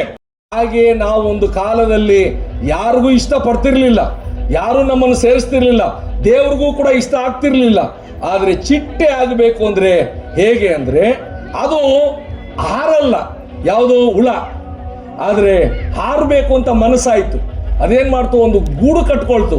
ಆ ಗೂಡಿನೊಳಗಡೆ ಹೋಯ್ತು, ಹೋಗಿ ಉಪವಾಸ ಪ್ರಾರ್ಥನೆ ಮಾಡ್ತು. ದೇವರೇ, ನನಗೆ ಈ ಜೀವನ ಬೇಡ ಸ್ವಾಮಿ, ನಾನು ಹೊಸ ಜೀವನ ಮಾಡಬೇಕು ಸ್ವಾಮಿ, ನನಗೆ ದಯವಿಟ್ಟು ಹೊಸ ಜೀವನ ಕೊಡ್ರಿ ಅಂತ ಪ್ರಾರ್ಥನೆ ಮಾಡ್ತು. ದೇವರು ಅದರ ಪ್ರಾರ್ಥನೆಯನ್ನು ಕೇಳಿ ನಿನಗೆ ಹೊಸ ಜೀವನ ಬರಲಿ ಅಂತ ಹೇಳ್ತು. ಆಗ ಅದರ ರೆಕ್ಕೆಗಳು ಬಂತು, ಅದಕ್ಕೆ ಬಣ್ಣ ಬಣ್ಣ ಬಂತು. ಅದು ಹೊರಗೆ ಬರುವಾಗ ಅದು ಚಿಟ್ಟೆ ಆಯಿತು. ಹಲ್ಲೆಲೂಯಾ. ನೀವು ಕೂಡ 2026ರಲ್ಲಿ ನೀವು ಕಂಬಳಿ ಹುಳ ಆಗಿ ಇರಕ್ ಹೋಗ್ಬೇಡ್ರಿ. ಬೇರೆಯವ್ರನ್ನ ಕಚ್ಚಬೇಡಿ, ಬೇರೆಯವ್ರನ್ನ ಮುಟ್ಟಬೇಡಿ. ಅದು ಒಂದ್ ವೇಳೆ ಮುಟ್ಟಿದ್ರೆ ಇಚಿಂಗ್ ಆಗುತ್ತೆ, ಹಿಂಗೆ ಕೆರ್ಕೋಬೇಕು ಅನಿಸ್ತದೆ. ಅದೇ ಚಿಟ್ಟೆ ಮುಟ್ಟಿದ್ರೆ ಖುಷಿ ಆಗುತ್ತೆ. ಚಿಟ್ಟೆ ಬಂದು ನಮ್ಮ ಮೇಲೆ ಇದ್ರೆ ಸೆಲ್ಫಿ ತಗೋ. ಅದೇ ಹುಳ ಬಂದ್ರೆ ಸೆಲ್ಫಿ ಅಲ್ಲ, ಛೀ ಅಂದ್ಬಿಟ್ಟು ಹಿಂಗೆ. ಹಾಗಾದ್ರೆ ನಮ್ಮ ಜೀವನ ಬದಲಾವಣೆ ಆಗಬೇಕು. ಹಲ್ಲೆಲೂಯಾ. ನೂತನವಾಗಬೇಕು. ದಿನದಿಂದ ದಿನಕ್ಕೆ ನಾವು ಕ್ರಿಸ್ತನಿಗೆ ಹತ್ತಿರ ಹೋಗ್ತಾ ಇರಬೇಕು. ನಾವು ದೇವರ ಹತ್ರಕ್ಕೆ ಹೋಗ್ಬೇಕೆ ಹೊರತು ಪ್ರಪಂಚದೊಂದಿಗೆ ಹೋಗಬಾರ್ದು. ಪ್ರಪಂಚದವರೊಂದಿಗೆ ಇದ್ದಿದ್ದು ಸಾಕು. ಏನಿದ್ರು ದೇವರ ಹತ್ರಕ್ಕೆ ಹೋಗಿ, ದೇವರ ಹತ್ರಕ್ಕೆ ಹೋಗೋದಕ್ಕೆ ಪ್ರಾರ್ಥನೆ, ವಾಕ್ಯ ಧ್ಯಾನ, ಚರ್ಚಿಗೆ ಬರೋದು, ಧ್ಯಾನ ಮಾಡೋದು, ದೇವರ ಮಕ್ಕಳ ಸಹವಾಸ, ಅನ್ಯೋನ್ಯತೆ ಇದಿದ್ರೆ ದೇವರ ಹತ್ರಕ್ಕೆ ನೀವು ಹೋಗ್ತೀರಿ. ಹಲ್ಲೆಲೂಯಾ. ಕೊನೆಯದು, ನೀವು ಪರಲೋಕ ಭಾವದವರಾಗಿರ್ರಿ. ಈ ಲೋಕದವರಾಗಿರಕ್ಕೆ ಹೋಗ್ಬೇಡ್ರಿ, ಪರಲೋಕದವರಾಗಿರ್ರಿ. ಈ ರೀತಿ ಆದರೆ ದೇವರು ನಿಮ್ಮನ್ನು ನೋಡಿ ಮೆಚ್ಚುತ್ತಾನೆ, ಪರಲೋಕಕ್ಕೆ ಸೇರಿಸಿಕೊಳ್ಳುತ್ತಾನೆ. ಇಲ್ಲಿಗೆ ನಾನು ಮುಕ್ತಾಯ ಮಾಡ್ತೇನೆ. ಹಾಗಾದ್ರೆ 7 ವಿಷಯಗಳು ಯಾವ್ದ್ಯಾವುದು ಮತ್ತೊಂದು ಸಲ ಹೇಳೋಣ. 7 ವಿಷಯಗಳು ಯಾವುದು? ನಂಬರ್ 1 ಕನಿಕರ, ಆಮೇಲೆ ಮೀಸಲು, ಕರೆಕ್ಟಾ? 3ನೇದು ಮೆಚ್ಚುಗೆ 4ನೇದು, ಸಜೀವ ಯಜ್ಞ 5ನೇದು, ಇಹಲೋಕದ ನಡವಳಿಕೆ ಬೇಡ 6ನೇದು, ಶುದ್ಧವಾದಂಥ ಜೀವನ 7ನೇದು, ಪರಲೋಕವೇ ನಮ್ಮ ದೇಶ, ಪರಲೋಕವೇ ನನ್ನ ದೇಶ, ಪರಿಶುದ್ಧವೇ ನನ್ನ ಏನಂತಾರಲ್ಲ, ಏನ ಅಂತಾರೆ ಅನ್ಕೊಳ್ರಿ, ನಿಮ್ಮ ಇಷ್ಟ ಏನಾನ ಅನ್ಕೊಳ್ರಿ. ಪರಲೋಕ ನನ್ನ ದೇಶ, ಪರಿಶುದ್ಧವೇ ನನ್ನ ವಿಳಾಸ, ಪರಿಶುದ್ಧತೆಯನ್ನು ನಾನು ಮಾಡ್ತೇನೆ. ಹಾಗಾದ್ರೆ ಹೊಸ ಜೀವನ ಮಾಡ್ರಿ, ದೇವರಿಗೆ ಪ್ರೀತಿಯಾಗಿ ನಡ್ಕೊಳ್ರಿ. ದೇವರು ನಿಮ್ಮೆಲ್ಲರನ್ನ ಆಶೀರ್ವದಿಸಲಿ. ಮತ್ತೊಂದು ಸಲ ಹ್ಯಾಪಿ ನ್ಯೂ ಇಯರ್. ನೀವು ಹೇಳ್ರಿ, ನಿಮಗೂ ನ್ಯೂ ಇಯರ್ ಅಂತ. ಹೊಸ ವರ್ಷದ ಶುಭಾಶಯಗಳು ನಿಮಗೂ, ನಿಮ್ಮ ಕುಟುಂಬಗಳು, ಸಭೆಗೂ, ಎಲ್ರಿಗೂ ಆಗಲಿ. ನನಗೆ ಕೊಟ್ಟಿರುವಂಥ ಈ ಅವಕಾಶಕ್ಕೆ ದೇವರಿಗೆ ವಂದನೆ ಹೇಳ್ತೇನೆ. ಪಾಸ್ಟರ್ ಅವ್ರಿಗೂ ವಂದನೆ ಹೇಳ್ತೇನೆ. ಪಾಸ್ಟರ್ ಜೊತೆಯಲ್ಲಿರುವಂಥ ಎಲ್ಲ ಯವನಸ್ಥರಿಗೂ, ಪಾಸ್ಟ್ರಮ್ಮನಿಗೂ, ದೊಡ್ಡ ಪಾಸ್ಟ್ರಮ್ಮ ಅವ್ರಿಗೂ ಮತ್ತು ಎಲ್ಲ ಬಂದಿರುವಂಥ ಅತಿಥಿಗಳಿಗೆ ಎಲ್ರಿಗೂ ವಂದನೆ ಹೇಳಿ, ದೇವರು ನಿಮಗೆ ಸುಖ, ಸಂತೋಷ, ಆರೋಗ್ಯಗಳನ್ನು ಕೊಟ್ಟು ಕಾಪಾಡಲಿ. ಅಹೋ ತಂದೆಯಾದ ದೇವರೇ, ಬೇತೇಲ್ ಸಭೆ ನಿನ್ನದು. ನಿನ್ನ ಸ್ವರಕ್ತದಿಂದ ಕರ್ತನೆ ಸಂಪಾದಿಸಿದ ಈ ಸಭೆ ನಿನಗೋಸ್ಕರ ಜೀವನ ಮಾಡೋದಕ್ಕೆ ಸಹಾಯ ಮಾಡು. ಇದರಲ್ಲಿ ನೀನಿದ್ದು ನಡೆಸು. ಇದು ಪರಿಶುದ್ಧವಾದ ಸಭೆ ಆಗಲಿ, ಪರಲೋಕಕ್ಕೆ ಹೋಗುವಂಥ ಸಭೆ ಆಗಿರಲಿ. ನಿನಗೆ ಸ್ತುತಿ, ಸ್ತೋತ್ರ, ಘನ, ಮಾನ, ಮಹಿಮೆಗಳು ಸಲ್ಲಿಸ್ತಾ ಈ ಸಭೆಗೆ ಕರ್ತನೆ ಒಬ್ಬ ಸಭಾಪಾಲಕನನ್ನಾಗಿ ನೀವು ನೇಮಿಸಿಕೊಂಡಿದ್ದೀರಿ. ಕರ್ತನೆ, ಮೊದಲನೇದಾಗಿ ಜೋಸಫ್ ಅಯ್ಯನವರು ಇದ್ದರು, 2ನೇದಾಗಿ ಜಯಪ್ರಭು ಅಯ್ಯನವರು ಬಂದರು, ಈಗ 3ನೇದಾಗಿ ನವೀನ್ ಪಾಸ್ಟ್ರು ಅವರ ಕುಟುಂಬ ಇದನ್ನು ನೀವು ಸೇವನೆ ಮಾಡ್ತಾ ಇದ್ದಾರೆ. ನಿನಗೆ ಸ್ತೋತ್ರ. ಅವರನ್ನು ಬಲಪಡಿಸಿರಿ, ಆಶೀರ್ವಿಸಿರಿ, ಎಲ್ರಿಗೂ ಆರೋಗ್ಯ ಕೊಡ್ರಿ. ಯೇಸು ನಾಮದಲ್ಲಿ ಬೇಡ್ತಾ ಇದ್ದೀನಿ ತಂದೆ. Amen. Thank you very much.